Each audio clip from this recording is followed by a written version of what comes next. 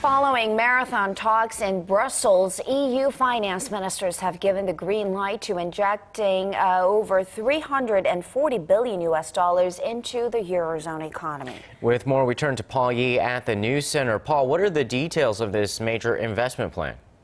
Well, it's a four-year plan outlined by the European Commission, and it calls for the backing of somewhat riskier projects from airports to railways.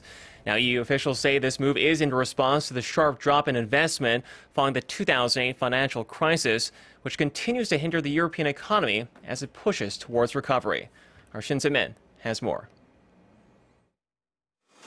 The European Union has decided to set up a four-year, $340 billion investment plan in order to help revive its struggling economy.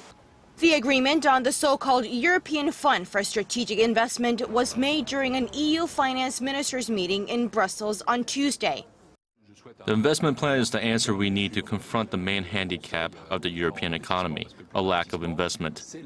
The decision still needs the approval of the European Parliament. If approved, EU officials say the stimulus plan could be up and running by the end of June or July.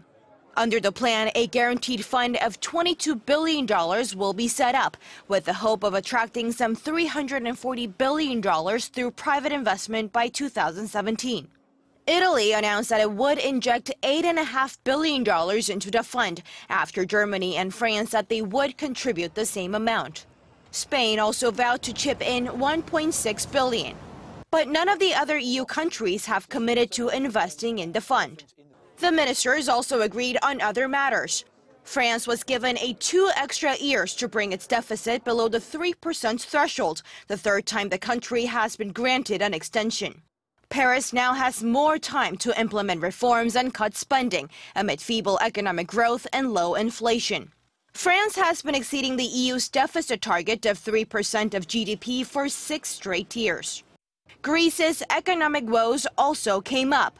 Germany's finance minister said Athens will receive no more aid until the country's international creditors are satisfied that it has delivered on its reform commitments. Shin Se-min, Arirang News.